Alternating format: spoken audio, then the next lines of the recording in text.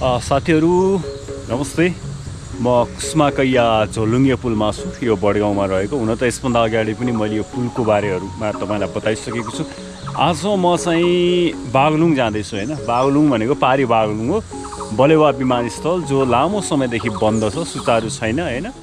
पर्वतका धेरै अग्ला पुलहरूमध्ये एक कुस्मा कैया झोलुङ्गे पुल तरेर म बागलुङतर्फ अघि बढ्दैछु।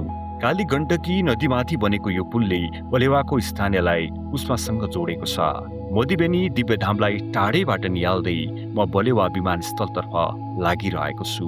नदीमाथिको डाँडामा लहरै उभिएका सल्लाघारीका दृश्यहरू साँच्चीकै मनमोहक छन्। कुस्मा कैया पुल पारी आइयो। यहाँबाट हिँडेर यहाँबाट म सर्टकट जान्छु है। ल हाइकिङ म यहाँबाट सर्टकट जाने भनेर यताबाट भित्र छिरेँ होइन। यो पहिला अस्ति यो पुलहरूको बारेमा भन्ने बेलामा आएको ठाउँ हो है। यो हनुमान मन्दिरहरू, यहाँ शिव मन्दिरहरू छ। सिडी बिछाएको चाहिँ यहाँबाट कहाँ जान्छ यो सिडी? माथि जान्छ होला त। यो प्रकृतिसँग नजिक भयो भने अथवा प्रकृतिसँग बानी लगायो भने अनि यो धेरै कुराहरूबाट टाढा भइदो रहेछ कि। अब एउटा त नचाहिने सङ्गत होइनबाट टाढा भइहाल्ने भयो। अनि त्यसपछि अलिकति मानसिक रूपमा तपाईँ अलिकति तनावमा हुनुहुन्छ भने मानसिक स्वास्थ्यका लागि पनि यो राम्रो भइहाल्यो। अनि अलिक हिँडेपछि यसले शारीरिक रूपमा पनि पसिनाहरू फाल्ने भइसकेपछि शरीरलाई पनि हल्का गर्यो।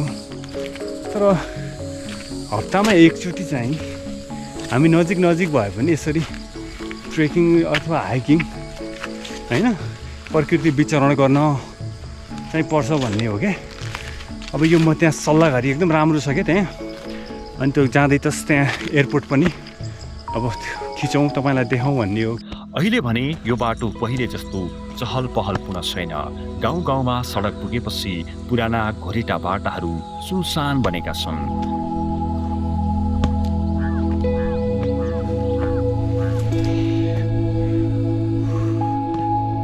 बाटो छेउका हरियालीहरू डढेर कालो भएको देख्दा मन खिन्न भयो। खरानी हावामा उडिरहेको थियो।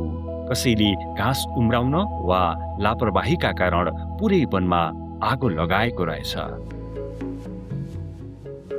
खतरा भिड छ है। ए त्यो डाँडामा हो कि जाने हामी? उता माथि सल्लाघारीमा जाने हो। तर खतरा भिड छ यार। है म त हिँड्दिनँ यताबाट, यताबाट हिँड्छु। फेरि म अब यो पदमार्गै समाउँछु यार। यही समाएर हिँडेँ म। ओहो यता त भिड छ नि। करिब 20 मिनेटपछि म बलेवा एयरपोर्ट नजिकैको सल्लाघारीमा पुग्नै लागेको थिएँ। त्यहाँ पुग्दा डढेलोले हराएको हरियालीले मन अलिक उदास बनायो। पहिले धेरै पटक आएको ठाउँ आज भने उस्तै अनुभूति दिन चाहिँ सकेन। तर पनि प्रकृतिले आफ्नो सुन्दरता गुमाएकी थिएनन्। सल्लाहका रुखहरूबाट बहने चिसो हावाले मिठो सुगन्ध फैलाइरहेको थियो।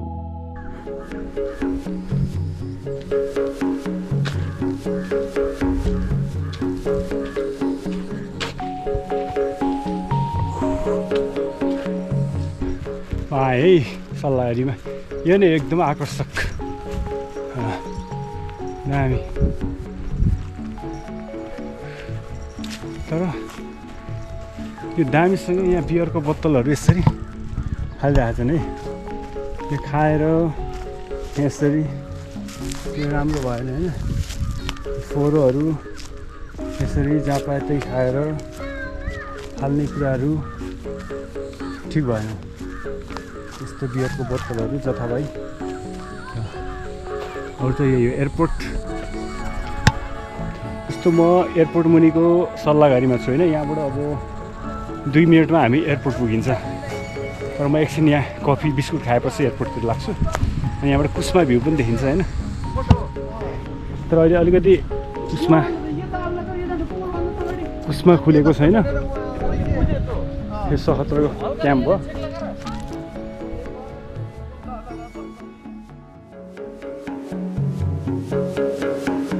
हुन त हरेक प्राणी र यो संसार स्वयं एक सुन्दर प्रकृति हो।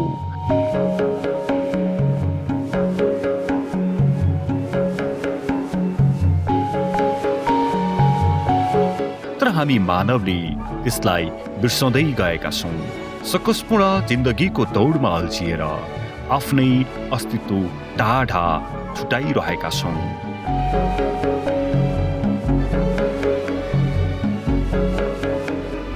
अब ढिला किन?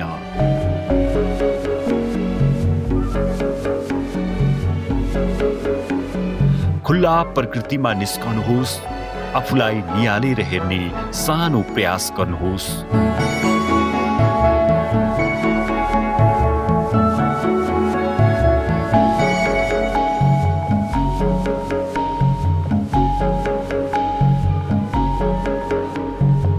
भेट्नुहुनेछ वर्षौंदेखि हराइरहेको आफ्नै आफू, वर्षौंदेखि हराइरहेको आफ्नै आफू।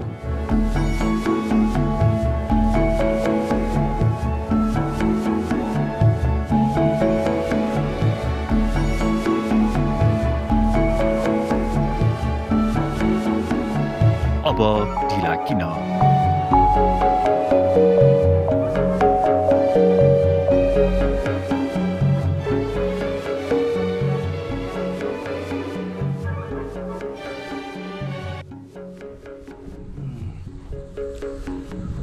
साथीहरू, यति बेला म कुस्मा पारी छु होइन, बलेवा। मैले अघि भनेको थिएँ नि सल्लाहघारीमा म अघि नै आएको होइन। यहाँ बस्दा बस्दा हावा यस्तो आनन्द आइरहेको छ कि म हुन त प्रकृतिसँग अलि नजिक पनि छु। प्रकृति जहाँ अलि होइन मलाई छुन्छ भने, त्यही भएर म लगभग 1 घन्टा भइसक्यो यहाँ बसेको होइन।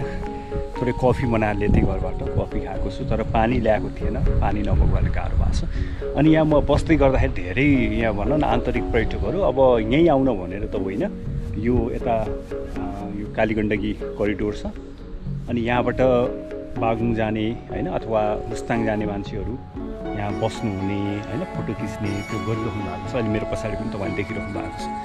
अनि यहाँ यो कुस्मा बजार अलिक खुलेको छैन होइन। मैले कुस्मा बजार देखाउँछु भनेको थिएँ, अलिक धुमिल भइरहेको छ है, कुस्मा बजार खुलिरहेको छैन। अनि त्यो यताको पुलहरू पनि म तपाईँलाई देखाउँछु भनेको पुल पनि खुलिरहेको छैन।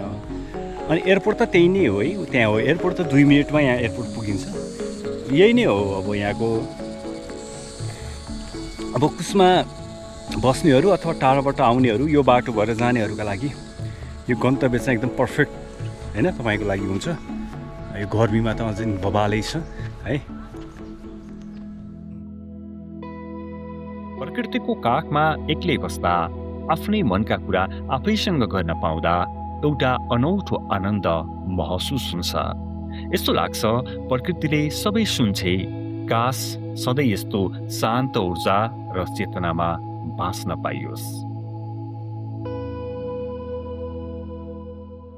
कति घन्टामा आउनु पनि पाल्पाबाट? लगभग 3-3.5 घन्टा यहीँ पुगिन्छ क्या उसमा। अहिले 3 घन्टा नि भएन? यताबाट भए त धेरै हुन्थ्यो होइन? त्यही भएर म पनि खासै हिँड्दिनँ कि त्यता, धेरै घुमाउरो छ नि त यता स्याङ्जाबाट जाँदा।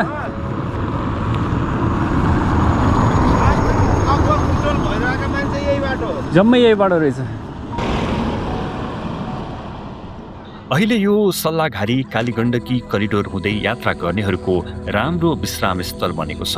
बुटोल पाल्पा हुँदै मुस्ताङ जाने यात्रुहरू यहाँ रोकिन्छन्, खाना खान्छन्, रमाइलो गर्छन् अनि आफ्नो गन्तव्यतर्फ लाग्छन्। तानसिनबाट आउनु भएको रहेछ मुक्तिनाथ जानलाई होइन।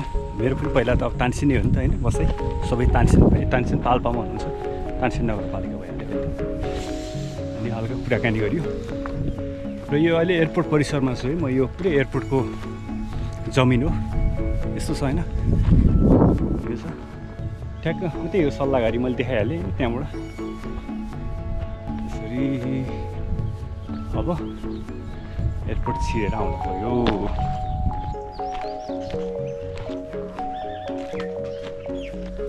मेन गेट आइसकेपछि भित्र छिर्छु है। म 2 मिनट भनेको त बाइकमा रहेछ कि हिँडेर त लामै लाग्छ नि। ल्याउ नानु। धन्यवाद। कहाँ पढ्छौ नि? तिर्खा लागेपछि नजिकैको घरमा छिरे।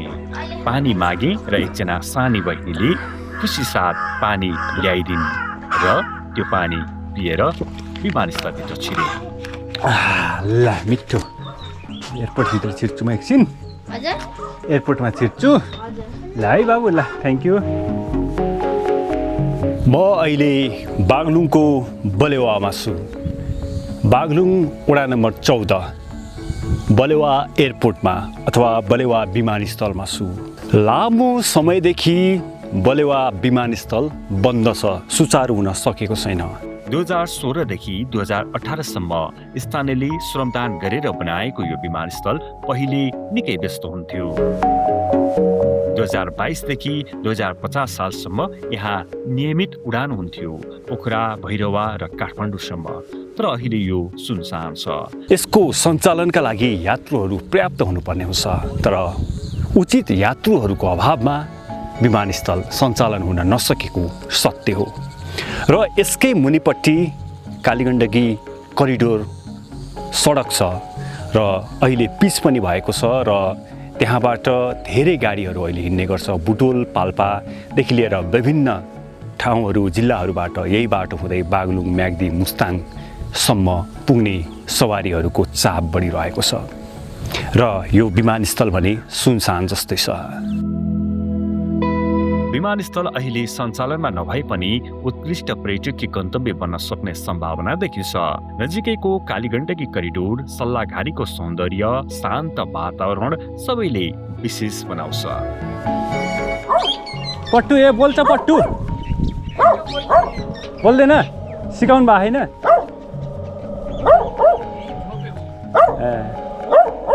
ल हुन्छ दाइ, गयो है।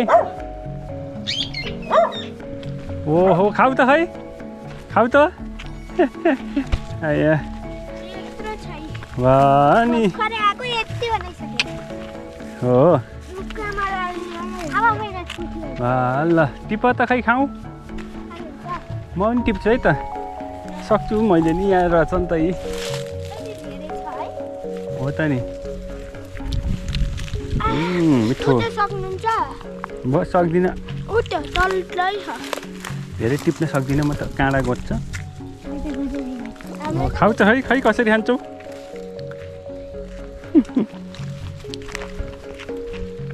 उनले धेरै टिपिसिन् क्या तिमीले? हो। फर्कदा सल्लाघारी नजिकै खानेपानीको धारा देखे। बिहान देखेको भए तिर्खाएर बस्नु पर्दैन थियो होला।